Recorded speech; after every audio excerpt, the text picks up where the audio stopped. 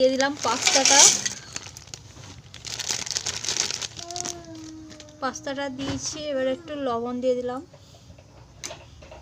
তারপরে একটু দিয়ে দিচ্ছি সাদা তেল একটুখানি, দিয়ে একটু নেড়ে দিচ্ছি। এটা সেদ্ধ হতে থাক, ততক্ষণে আমি যেগুলো এতে লাগবে কেটে নিচ্ছি। এইখানে কেটে নিয়েছি টমেটো, পেঁয়াজ আর একটা ছোট্ট ফেনা আলু, এখানে সব কুচি করে নিয়েছি। এখানে কড়াটাও বসিয়ে দিয়েছি।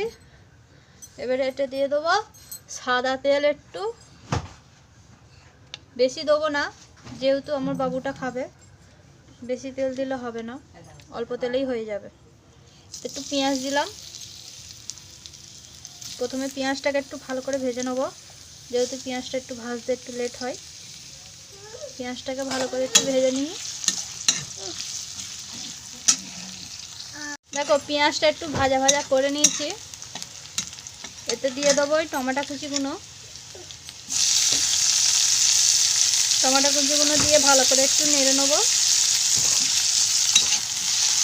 আমি কিন্তু ডিম দিচ্ছি না, যেহেতু আমাদের বাবু তো ডিম ভাজাটা খেতে চায় না, ডিম সেদ্ধটা খেতে চায়, ওই জন্য ওকে ডিমটা এতে দিচ্ছি না আমি। তোমরা হয়তো ভাববে যে আমি ডিম দিলাম না, কীভাবে ম্যাগিটা এই পাস্তাটা করলাম, কিন্তু আমি ও খাই না বলেই তো দিচ্ছি না, কী করব। যাই হোক, যেটা খাই সেটা তো দিতেই হবে ওকে।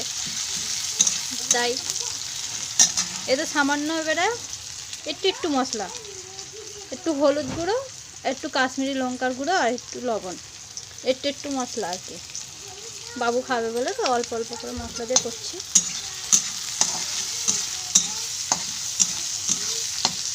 এটাকে একটু ভালো করে টমেটোটাকে একটু সামান্য গলাবো, তারপরে এতে দিয়ে দেবো আলু, তাকে একটু গলিয়ে নিয়ে এটাকে। দেখো টমেটোটা গলে গিয়েছে, তারপরে এই আলুগুলো আমি দিয়ে দিচ্ছি। আলুটাকে দিয়ে ভালো করে একটু নেড়ে নেবো, একটু ভাজা ভাজা করে নেব। আলুটা ভাজা হয়ে এলেই দিয়ে দেবো এতে পাস্তাগুলো। হ্যাঁ, আমি তো মশলাটা দিতে ভুলে গিয়েছি, মশলাটা দিয়ে নিই। এটা কিন্তু আলুটা সেদ্ধ হয়ে গেছে, এটা ভাজা ভাজা হয়ে গেছে। তারপরেই দিয়ে দিচ্ছে এটা একটু মশলা, মানে এটা যে ইপকির ভিতরে থাকে না যে মশলাটা, ওই মশলাটা আমার কাছে মানে পাস্তার মশলা নেই, ওই জন্য আমি এই মশলাটা ছিল বলে আমি দিয়ে দিলাম। এই মশলাটাও কিন্তু বেশ ভালো, খেতে ভালোই লাগে। দেখো কি সুন্দর লাল লাল হয়ে গিয়েছে। অল্প মশলা দিয়েও কিন্তু এমনই লাল লাল হয়ে যায়, যেহেতু কাশ্মীরি লঙ্কা অ্যাড করা আছে এতে। খুবই সুন্দর হয়েছে। এতে কিন্তু এবারে দিয়ে দেবো আমি পাস্তাগুলো এরম আর কি এতে দিয়ে রেখেছি চুপড়িতে, যাতে পানিটা ঝরে যাক। পানি একদম নেই, পুরো শুকিয়ে গিয়েছে, দেখতেই পাচ্ছ। এটা আবার ঢেলে দেবো।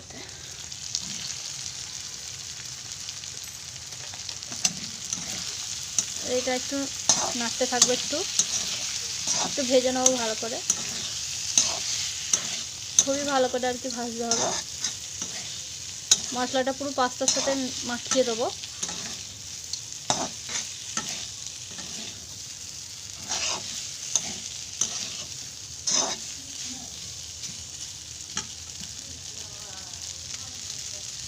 দেখো খুব সুন্দর আর কি মাখিয়ে নিচ্ছি মশলার সাথে পাস্তাটা। একটু লাল লাল করে ভেজে নিই। তো এটা কিন্তু ভাজাই হয়ে এসছে। এতে দিয়ে দিচ্ছি আমি সসটা দিয়ে দিচ্ছি। ভেবেছিলাম ওপরে দিয়ে দেবো ওকে, কিন্তু যেইগুলোতে সস লেগে থাকবে ওইগুলোই খেয়ে নেবে, সস মানে এত ভালোবাসে। সসটাকে আমি এখনই দিয়ে নিচ্ছি। এটাকে একটু ভালো করে মাখিয়ে নেবো, ভেজে নেবো এটার সাথে দিয়ে। গ্যাসটা আস্তে ছিল বুঝতে পারিনি, একটু জোরে করে নিয়েছি। একটু ভালো করে নেড়ে চেড়ে নেবো। নিলেই দিন আমার হয়ে যাবে পাস্তাটা। দেখতে পাচ্ছেন কতটা ইয়াম্মি হয়েছে। এগুলো খুব হেলদি খাবার একটা বাচ্চাদের জন্য, তোমরা পারলে ট্রাই করো। একদম সিম্পলভাবে একটা বাচ্চাদের জন্য, বেশি হেজিগিজি নয়,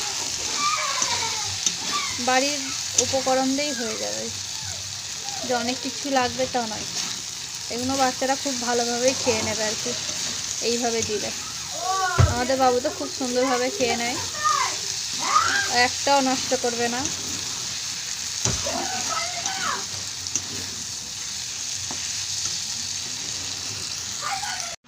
দেখো বন্ধুরা, পাস্তাটা রেডি হয়ে গিয়েছে। এখানে বাবু খেতেও বসে গিয়েছে।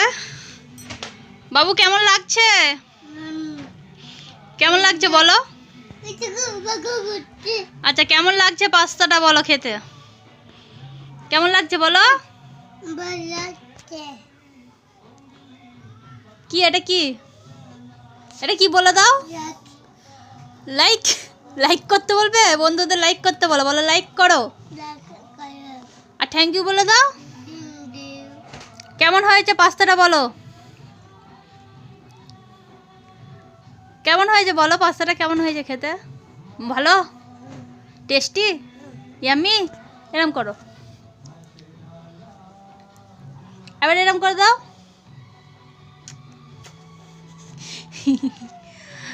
দেখেছো, মানে ভালোই লেগেছে হয়তো ওর, ওই জন্য ও এত মজা করে খাচ্ছে। হয়তো তোমরা ভাববে যে আমি তোমাদের সাথে ঠাট্টা করছি, কিন্তু না, ওর ভালো না লাগলেও কিছুই খাবে না। ওর যেটা মনে ধরবে সেটা খুব ভালোভাবেই খাবে। দেখো না, খুব মজা করেই খাচ্ছে। খেয়ে নাও আব্বু, খেয়ে নাও।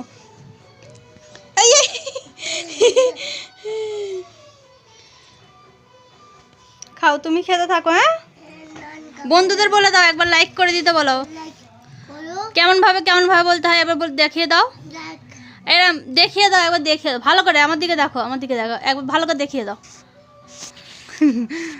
হ্যাঁ, ওই হাত দেখাও। দেখতেই পাচ্ছেন ও খাচ্ছে। কি আর বলবো, তোমাদের আর কিছু বলার নেই। ওর রিয়াকশান দেখেই তোমরা বুঝে যাও। ঠিক আছে, ও খেয়ে নিক, তারপরে কথা হচ্ছে।